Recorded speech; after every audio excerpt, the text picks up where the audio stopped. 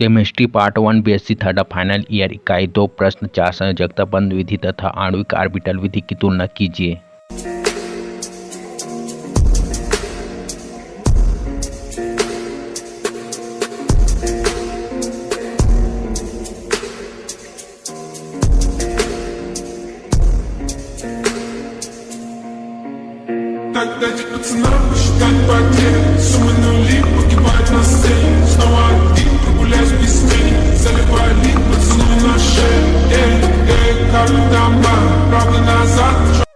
उत्तर संयोजकता बंध विधि तथा आणविक ऑर्बिटल विधि की तुलना। असमानताएं। एक, गणितीय दृष्टि से संयोजकता बंध विधि आणविक ऑर्बिटल विधि से कठिन है। 2, एमओ विधि वीबी विधि से अधिक सही है। 3, वीबी विधि में वे परमाणु जिनसे अणु बनता है अणु बनने के बाद भी अपनी पृथक पहचान बनाए रखते हैं, किंतु एमओ विधि में परमाणुओं के ऑर्बिटल एक ऐसा आणविक ऑर्बिटल बनाते हैं जिससे मूल परमाणु अपनी पृथक पहचान नहीं रखते हैं।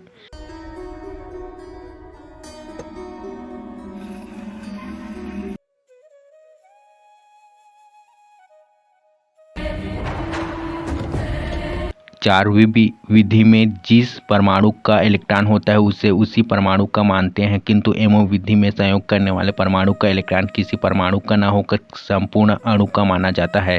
5, वीबी विधि में परमाणुओं की केवल संयोजकता कोष परमाणुीय ऑर्बिटल ही बंध बनाने में भाग लेते हैं। इन ऑर्बिटलों में विपरीत चक्रण वाले अयुग्मित इलेक्ट्रॉन होते हैं जो युग्मित होकर संयोजकता बंध बनाते हैं। एमओ विधि में अर्धपूरित या पूर्णपूरित सभी परमाणुीय ऑर्बिटल अतिव्यापन करके आणविक ऑर्बिटल बनाते हैं।